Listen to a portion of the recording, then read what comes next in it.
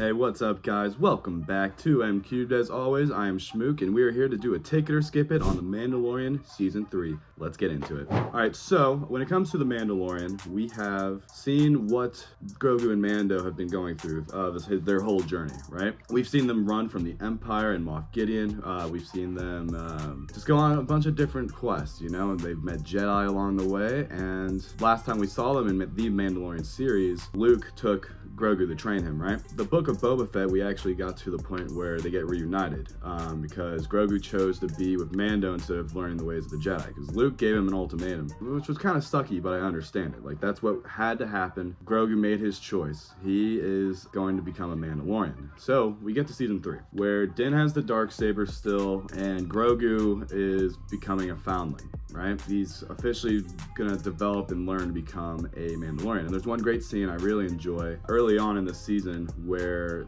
he's going up against another foundling, or like a brand new official Mandalorian who's young, right?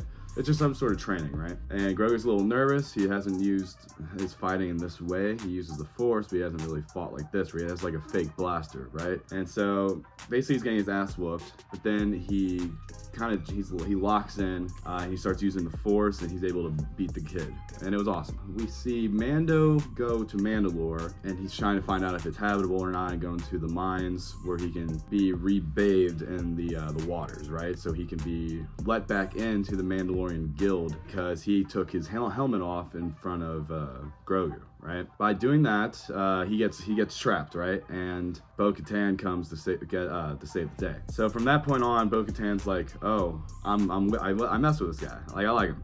And Mando likes her too. And by saving him there, she also saw the Mythosaur, which is crazy. So that was cool to see. But then there's a point later on where Mando is like, listen, she saved my life here. She is in complete possession of the Darksaber. So she gets the Darksaber, and then we get to the end where Moff Gideon's back. He's been making these clones, and you have all these Mandalorians against a bunch of like the eventual First Order, because that's what they're building, Moff Gideon and Thrawn, and a bunch of like Empire remnants, right? We learned that, and it's pretty sick. Overall, I thought the season was a little disappointing. I had some really good episodes, good moments. And it was good. It was good. But when it comes to the Mandalorian, I want the best. And we didn't get as much Din Djarin. You know, he's the Mandalorian. I feel like he's kind of like he's pushed to the side, more of a side character. But it is what it is. All right, guys.